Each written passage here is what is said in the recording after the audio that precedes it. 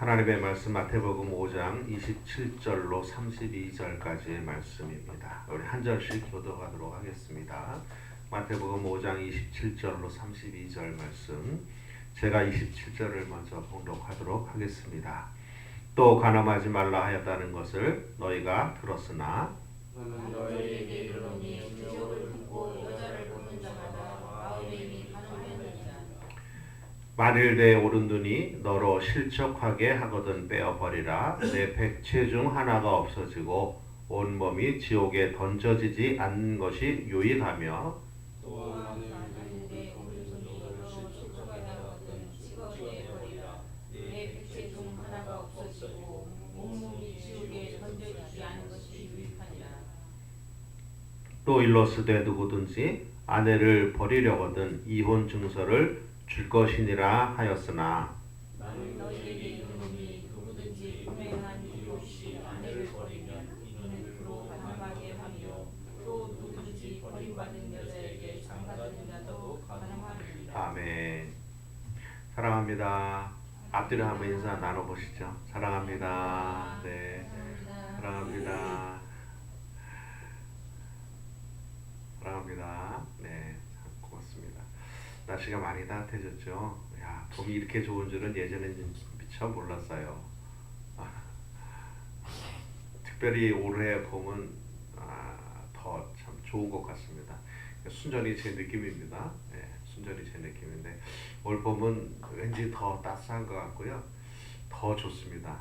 네, 과거에는 몰랐던 그 봄의 즐거움이 이렇게 있네요. 참 감사한 일이죠. 우리가 요즘에 계속해서 산상수훈에 대해서 말씀을 나누고 있습니다. 산상수훈이라 하면 맨 처음에 늘 말씀을 드렸지만 예수께서 산에 올라가 앉으시니 여기서의 산은 사실은 높은 산이 아니고요. 야트막한 언덕쯤 되는 산입니다. 그 산에 올라가 앉으시니 제자들이 나아온지라. 예수님 앞에 제자들이 앞에 이렇게 나왔고 백성들이 이렇게 나왔어요.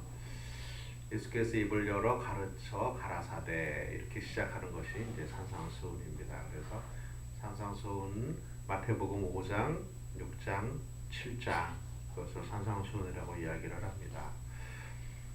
예수 믿지 않는 사람들도 예수님이 말씀하신 이 산상수훈은 참 훌륭하다, 정말 훌륭한 내용이다 이렇게 이구동성으로 이야기를 합니다. 안 믿는 사람들도 산상수훈을 이렇게 읽다 보면, 말씀을 듣다 보면 참 어떻게 이렇게 주옥 같은 말씀을 할 수 있을까 이런 이야기들을 많이 합니다. 그래서 어떤 사람들은 예수님이 말씀하신 산상수훈 내용을 보면 윤리적으로 볼 때 최고의 기준을 제시하는 것이다 이렇게 얘기하기도 하고요. 어떤 사람들은 말하기를 참 가르침은 가르침인데 굉장히 지혜로운 가르침이다 이렇게 말하기도 합니다. 그런데 가장 중요한 것은 산상수훈이 물론 최고의 윤리적인 기준을 제시하는 것이기도 하고 또 아주 지혜로운 가르침이기도 하지만 사실 더 중요한 것은 산상수훈 역시 단순히 윤리적이고 지혜로운 가르침의 수준을 넘어서 구원에 대한 주의 초청이다 이렇게 보는 것이 가장 타당한 내용입니다. 우리가 계속해서 이러한 그 기준에 맞추어서 말씀을 계속 우리가 묵상을 하고 있습니다. 산상수훈이 그 윤리적으로 굉장히 높은 도덕적 기준을 제시하는 것이기는 하지만 단순히 예수님의 말씀이 이렇게 윤리적인 높은 도덕적 기준을 제시하는 것으로만 끝난다면 세상에 있는 많은 훌륭한 가르침과 크게 차이 나지 않습니다. 세상에 그 지혜롭고 아주 그 현자들, 이름하여 현자들의 말도 아주 훌륭한 말들이 참 많이 있죠. 그래서 그 사람들의 말을 들어도 참 훌륭한 말을 이렇게 하는구나, 정말 귀한 가르침이구나 이런 말을 할 수가 있어요.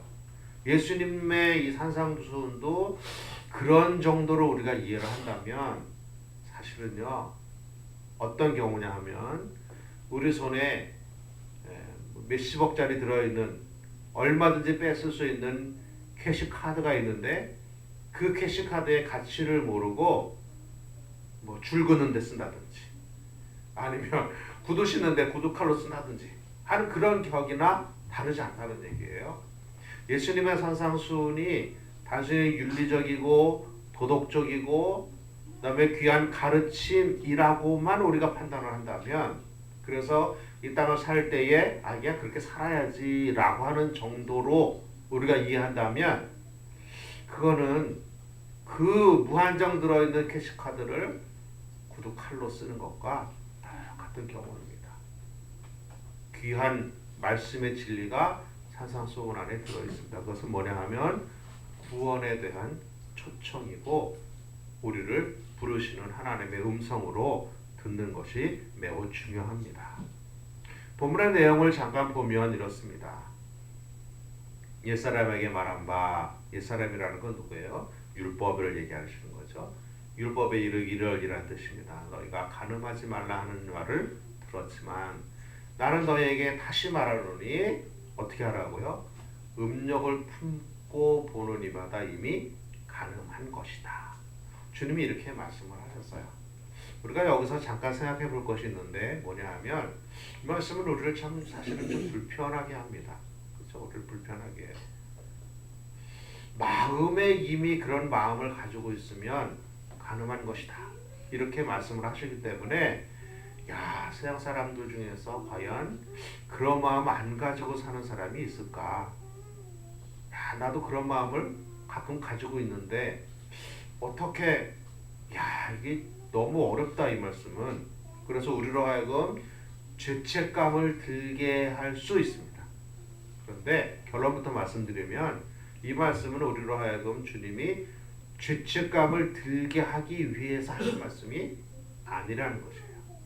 우리로 하여금 죄책감을 가지고 그 죄책감 때문에 우리가 스스로 의기소침해지고 의기소침해지다가 우울증에 빠지고 스스로 자기 자신을 하찮은 사람으로 여기라고 주님이 말씀하신 것이 아니라는 것이에요. 우리가 그것을 먼저 이해할 필요가 있습니다. 그리고 또 한 가지는 뭐냐 하면 여자를 보고 음욕을 품은 자라고 말했으니까 이건 남자들에게 한 말이구나 이렇게 생각을 하면 이것도 역시 큰 오산입니다. 왜냐하면 당시에는 죄송하지만 당시의 문화는 여자와 아이들은 사람으로 숫자를 헤아릴 때에 들지 않았어요. 참 그런 시절도 있었네요. 그렇죠? 그런 시절도 있었어요. 뭐 요즘 우리가 생각하면 상상이 안 되는 일이지만 당시에는 여자와 아이들은 쉽게 말하면 사람 취급 안 했다는 얘기죠. 인구 센서스 할 때, 인구 조사를 할 때에 헤아리지 않았다는 뜻이에요. 그래서 예수님께서 베스다들에서 5,000명을 먹이실 때에 그래서 오병이어로 5,000명을 먹이실 때에 그 5,000명은 사실은 남성들만 숫자를 헤아리는 숫자입니다. 남성들만. 그런데 사실은 그 당시에 지금도 그렇지만 여성들이 더 많이 말씀을 들으러 모이잖아요. 그렇게 본다면 아마 5,000명이 아니라 많게 보면 한 2만 명 정도 모이지 않았을까? 뭐 이런 이야기들도 합니다. 그러니까 여기서 말하는 우리 본문에서 주님이 말씀하신 여자를 보고 음욕을 품는 자마다라고 했다고 해서 이건 남자들에게만 해당하는구나라고 하는 것이 아니라 그것은 모든 사람을 의미하는 것이지요. 이성을 보고라고 하는 뜻이에요. 이성을 보고 음욕을 품는 자마다 이렇게 그런 말입니다. 그리고 또 본문의 내용을 보면 빼어 버려라 또는 찍어 버려라 이런 말씀이 나옵니다. 예수님께서 말씀하신 내용을 정리해 보면 이런 것이죠. 이제 너희가 전에 율법에 말하기를 간음하지 말라 했지만 나는 너희에게 다시 말하노니 단순히 그것에서 그치는 것이 아니라 이성을 보고 음욕의 마음을 가지고 바라보면 이미 간음한 것이고 그것은 하나님 나라에 들어갈 수 없다라고 하는 얘기입니다. 그렇기 때문에 혹시 너의 눈이 범죄하면 빼버려라. 온몸 백체 온몸에 온전한 몸을 가지고 지옥불에 가는 것보다 죄를 지은 눈 하나 빼버리고 나머지 몸으로 천국 가는 것이 낫다. 주님 그렇게 말씀하시는 거죠. 내 오른손이 만약에 죄를 범하면 오른손을 찍어서 버려라. 왜냐하면 이 팔 가지고 손 가지고 지옥에 가는 것보다 팔 하나 없이 천국 가는 것이 너에게 더 유익하다. 이런 말씀입니다. 그러면 여기서 우리가 또 한 가지 의문이 생기잖아요. 그러면 천국에는 지체장애인이 있나? 라는 생각이 들잖아요. 그런데 그렇지 않다는 것이죠. 왜냐하면 우리가 천국 갈 때는 부활한 몸으로 새로운 몸으로 덧입는다. 사도 바울이 이야기를 했는데 그것을 보면 온전한 몸으로 아프지도 않고 병들지도 않는 온전한 몸으로 하늘나라에 간다. 이렇게 성경은 이야기를 하고 있습니다. 오늘 본문을 설명을 하다 보면 예수님이 좀 과격한 말씀을 하시죠. 눈을 빼버려라. 팔을 찍어버려라. 그렇다는 얘기죠. 그렇게 하라는 얘기는 아닐 것입니다. 여기서 몇 가지 주요 단어가 나오는데요. 첫 번째는 간음이라는 단어와 지옥에 던져지지 않는다라고 하는 말입니다. 간음이란 말의 뜻은 우리가 잘 아는 대로 결혼한 사람이 배우자 아닌 다른 이성과 성적인 접촉을 하는 것, 이것을 간음이라고 이야기를 합니다. 소돔과 고모라에 하나님께서 불을 내리실 때에 소돔과 고모라 그러면 대표적으로 어떤 죄가 많았을까요? 거기는 한마디로 우상숭배와 간음이 많았습니다. 우상숭배와 간음. 봄베이라고 하는 그 그리스의 그 도시도 역시 화산으로 멸망을 했는데 거기 보면 그 온갖 음탕한 조각들과 형상들이 많이 나오잖아요. 지금 이렇게 발굴을 하다 보면 그런 것처럼 이 간음이라고 하는 것, 이것은 인간에게 있어서 굉장히 원초적인 본능입니다. 원초적인 본능이에요. 사람의 마음에 가장 뭐랄까 밑바닥에 가장 원초적으로 이렇게 잠재해 있는 것이 바로 이 부분입니다. 그렇기 때문에 어쩌면 주님께서 단호하게 말씀을 하셨는지도 몰라요. 그렇기 때문에 조금 이렇게 여유를 두고 말씀하신 것이 아니라 눈이 만약에 그러한 범죄를 지으면 빼버리고 팔이 만약에 그렇게 하면 찍어버릴 정도로 경계하셨는지도 모릅니다. 또 이 간음이라고 하는 것은 성경에 보면 또 다른 의미로 정리가 되는데요. 그것은 뭐냐면 하나님을 떠나서 세상을 향하는 것, 하나님을 떠나서 하나님 없이 사는 것, 이것을 간음이라고 성경은 이야기를 합니다. 그렇기 때문에 구약에서 보면 하나님께서 여러 선지자들을 통해서 히브리 이스라엘 백성들에게 계속 이야기를 합니다. 어떤 이야기를 하냐면 너희는 간음한 여인과 똑같다. 왜냐하면 하나님과 결혼을 했는데 비옥현대 하나님과 결혼했는데 그 하나님을 버리고 쾌락을 주는 세상을 향하여 가는 것, 이것을 선지자를 통해서 주님 말씀하시기를 계속해서 간음이라는 것으로 이야기를 해줍니다. 호세아를 보면은 아주 명확하게 나와 있습니다. 호세아. 우리가 잘 아는 대로 호세아 선지자는 하나님의 명령을 받습니다. 어떤 명령을 받냐 하면 너는 가서 음탕한 여인을 데리고 와서 아내를 삼아라. 그것은 무슨 비유일까요? 하나님께서 이스라엘 백성들을 사랑하셔서 그들이 비록 세상을 향하여 나갔고 그들이 비록 세상의 즐거움을 쫓아 나갔지만 그러나 거듭해서 부르시고 거듭 하나님의 사랑으로 돌이키시는 하나님의 사랑을 의미하는 것입니다.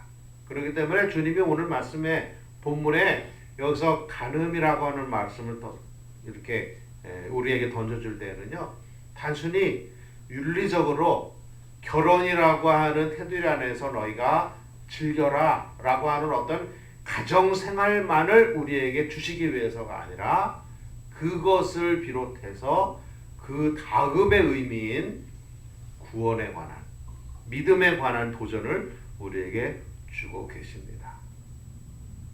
그러므로 오늘 본문을 설명을 하다 보면 주님의 의도가 너무나 분명하게 드러나요.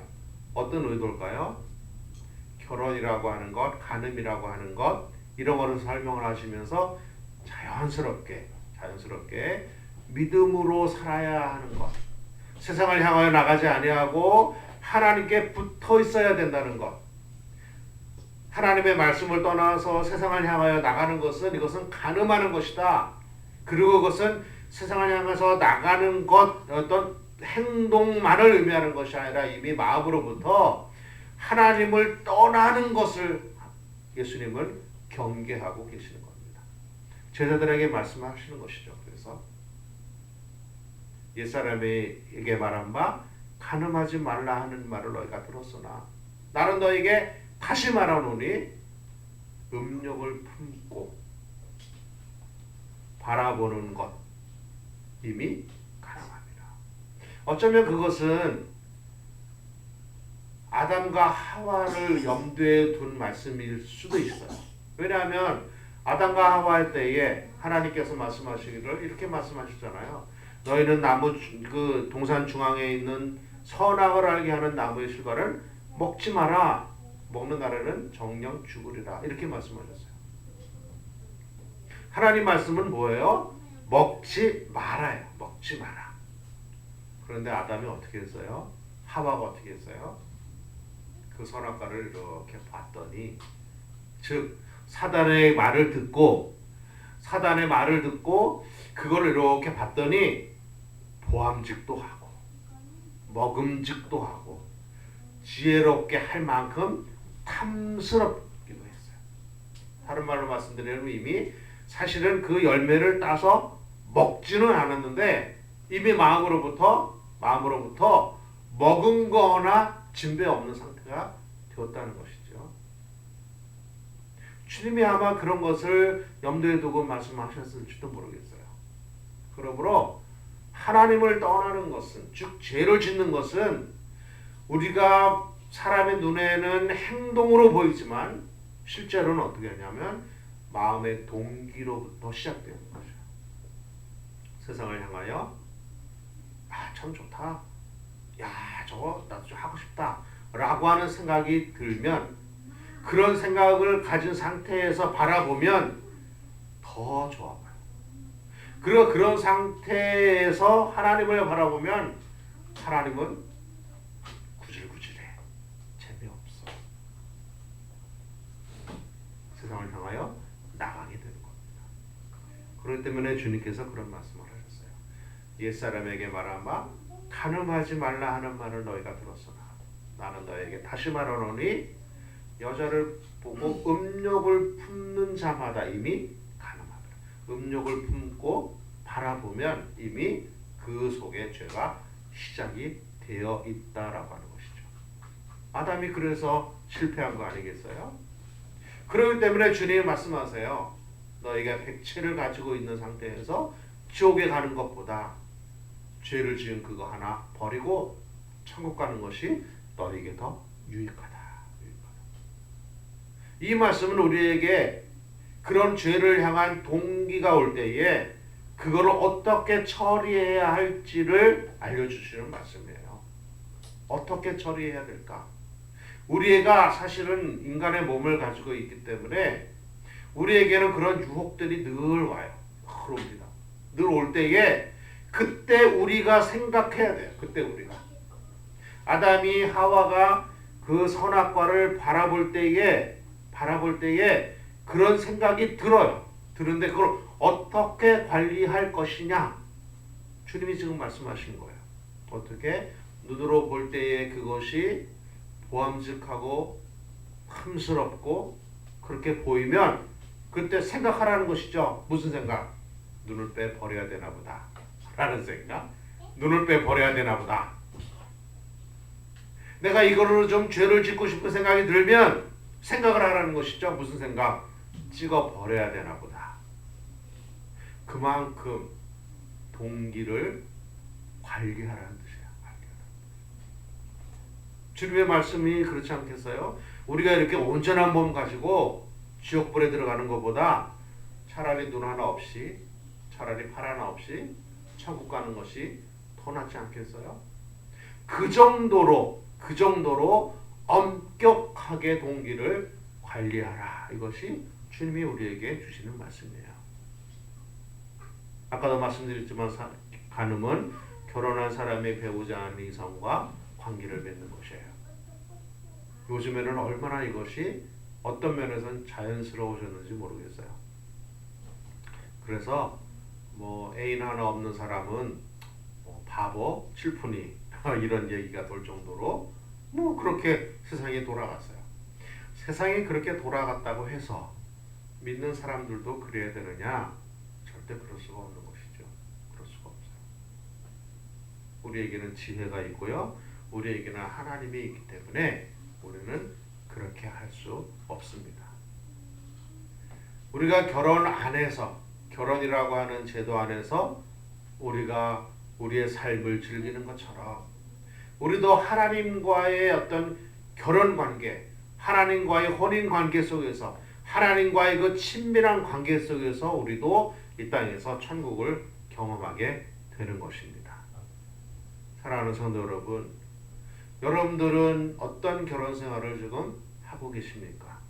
이 땅에서의 결혼 생활도 아름답고 원만하게 하고, 또 우리가 영적인 결혼 생활, 즉 하나님과의 결혼 생활도, 주님과의 결혼 생활도 아주 아름답게 하는 은혜가 있기를 주의 이름으로 축복합니다.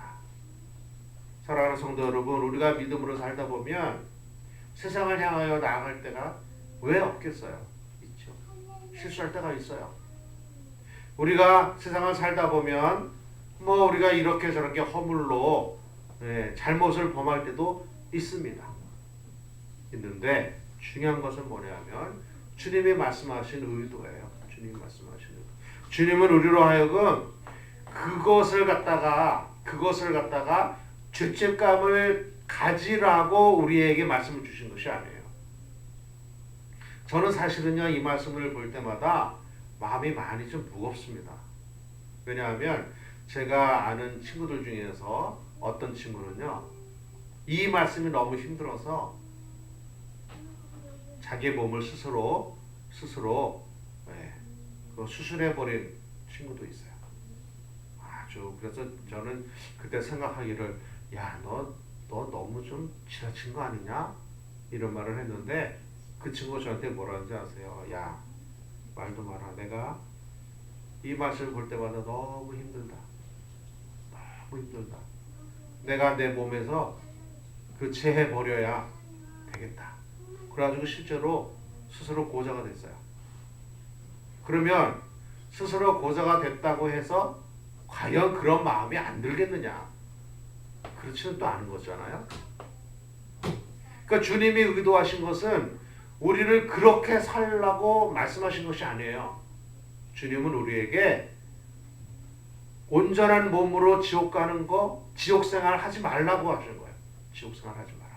온전한 몸으로 지옥 생활 하지 마라. 이것이 주님이 우리에게 주시는 말씀의 의도예요. 근데 우리는 그 의도를 잘못 이해해서 찍어버려야 되는구나. 죄책감을 가져야 되는구나. 라고 생각을 해요. 그러나 그것이 결코 아닙니다. 간음의 특징은 뭔지 아세요? 공통점은 이것이에요. 아주 적극적이에요. 적극적이고 자발적이고 고의적이고 이기적이에요. 간음이라고 하는 것이 사람을 본성을 자극하는 것이기 때문에 사람이 아주 적극적으로 변해요. 그래서 처음에는 도덕과 윤리 때문에 주저 하다가 일단 한 선만 넘고 나면 그 다음부터는 아주 적극적으로 그리고 스스로 자발적이 돼요. 누가 나를 유혹했어? 아니에요. 사실은 자기가 스스로 유혹당하고 싶었어요. 그리고 고의적이고요. 그 밑바닥에는 이기심이 있어요. 자기가 자기 자신을 즐기려고 하는 이기심이 그 속에는 있습니다. 천국에는 장애인이 없어요. 아까도 말씀드렸지만 천국에는 변화된 몸으로 가는 곳입니다. 또 우리가 주님의 말씀을 오해하면 안 됩니다. 주님께서 이 말씀을 하신 의도가 오늘 본문을 자세히 보면은 드러납니다. 첫 번째로는요, 단순히 결혼 생활을 온전하게 해라 라고 하는 의미가 아니에요. 그것은 예수 믿는 사람들이 너무나 그냥 자연스러운 일이에요. 그냥 그거는 자연스러운 일이에요. 물론 그것조차도 때때로 우리가 힘들 때도 물론 있지만 사실은 그것은 넘어서는 일이죠. 주님이 말씀하시는 의도는 첫 번째로 온전하게 하나님을 섬겨라 라고 하는 뜻이에요. 온전하게. 주님이 말씀하신 이 본문의 내용은 온전하게 하나님을 섬겨라. 온전한 믿음을 가져라 라고 하는 뜻이에요. 주님과 영적인 혼인 상태에 있는 성도가 그 혼인 상태를 거룩하게 성결하게 유지해야 한다라고 하는 것을 말해주는 것이죠. 그것은 세상이 우리를 유혹할 때에 세상이 우리의 시선을 뺏고 세상이 우리로 하여금 온전히 주님께만 주목하지 못하도록 우리를 유혹하고 해방해도 그래도 끝까지 온전하게 주님을 향하여 믿음의 온전한 자세로 서 있어야 된다. 이것을 주님 말씀하신 겁니다. 두 번째로 본문의 말씀이 우리에게 주는 주님의 의도는 뭐냐 하면요, 이 땅에서 지옥을 경험하지 마라라고 하는 것이에요. 이 땅에서. 사실은 이 간음이라는 것 때문에 얼마나 많은 가정이 깨지는지 몰라요. 사실 이 간음이라고 하는 것 때문에 가정도 깨지고 본인도 깨지고 자녀도 깨지고 믿음도 깨지고 이런 것이 우리 주변에 너무나 많습니다. 그러니까 주님의 의도는 뭐냐면 너희가 그런 것들 때문에 이 땅에서 지옥을 경험하지 마라 라고 하는 것이에요. 그러니까 우리가 본문을 보면서 죄책감이 들고 힘들고 막 그러는 것, 이것은 주님의 의도가 아니에요. 그것은 주님의 의도가 아니고 그것을 넘어서서 우리가 우리의 동기를 잘 관리하고 우리가 우리의 이성관을 잘 관리하고 믿음을 잘 관리해서 구원을 이루라. 지옥을 경험하지 말고 천국을 경험하며 살아라. 이것이 주님이 우리에게 주시는 의도입니다. 사랑하는 성도 여러분, 우리가 평생 살면서 이 주님의 의도에 따라서 천국을 경험하는 은혜가 있기를 축복합니다. 우리가 이 땅을 살면서 우리가 실수해서 정말 그럴까 할 필요는 없잖아요. 주님 말씀하신 대로 순종하면 천국을 경험하는데 그것을 순종하지 않아서 지옥을 경험할 필요가 없잖아요. 그리고 이것은 너무나 치명적입니다. 윌터 트러비쉬라고 하는 사람이 쓴 나는 너와 결혼하였다 라고 하는 이 책의 맨 마지막에 보면 이러한 이야기가 나옵니다.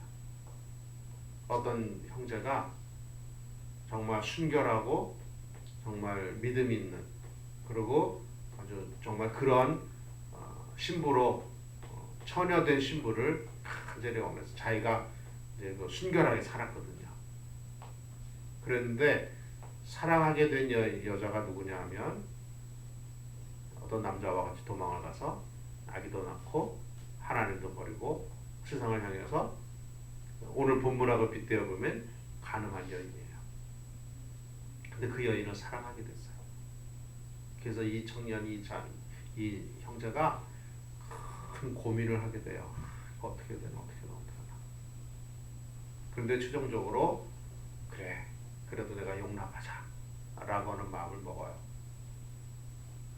그때 옆에 있던 사람이 얘기합니다. 아이고 안 됐다. 순결한 처녀를 원했는데 너가 결국 그렇게 되지 못했구나 라고 하는 얘기를 합니다.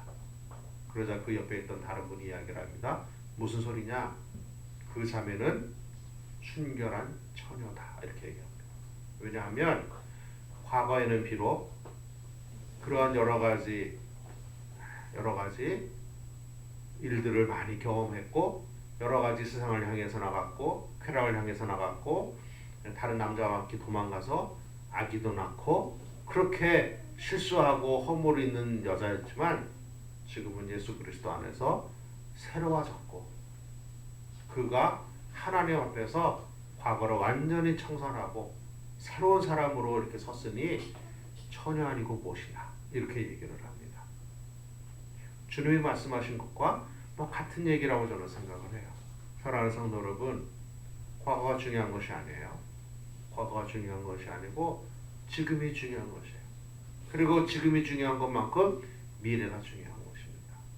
우리가 예수 그리스도 안에 있어서 예수 그리스도로 말미암아 우리가 영적인 결혼을 했다면 믿음으로 온전하게 나아가면 되는 것이에요. 그래서 주님 말씀하시기를 음욕을 품고 여자를 보는 자마다 라고 하는 이 말은 마음속에 세상을 향하여 탐하고 세상을 즐거워하는 마음이 가지고 세상을 바라보고 그래서 그렇게 나아가면 이라는 뜻이에요. 그렇게 나아가면 결국은 가늠한 것과 똑같은 것이다. 믿음을 버리는 것과 똑같다 라고 하는 것이죠. 그러니까 오늘 본문을 우리가 아무리 살펴봐도 윤리적이며 지혜로운 말씀만으로 우리가 본문을 마치면 참 안타까운 일입니다. 우리가 믿음으로 어떻게 살아야 할지, 우리에게 오는 유혹과 우리에게 오는 여러 가지 도전들을 어떻게 관리할 것이냐, 어떻게 빼버리고 찍어버릴 정도로 엄격하게 관리하라라고 하는 것이 주님의 메시지입니다. 이것 때문에 죄책감을 가지고 이것 때문에 힘들어할 필요 없이 오히려 천국을 경험하는 삶을 살려고 주님이 우리에게 하시는 말씀입니다.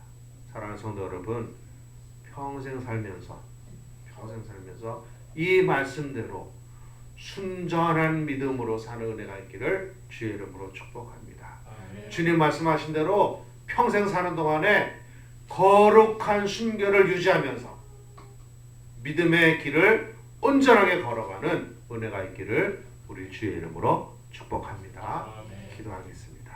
하나님 아버지 말씀 주셔서 감사합니다. 순결하고 거룩하게 결혼 생활도 하고 믿음의 영적인 삶도 살게 하여 주시옵소서. 예수님의 이름으로 기도하옵나이다.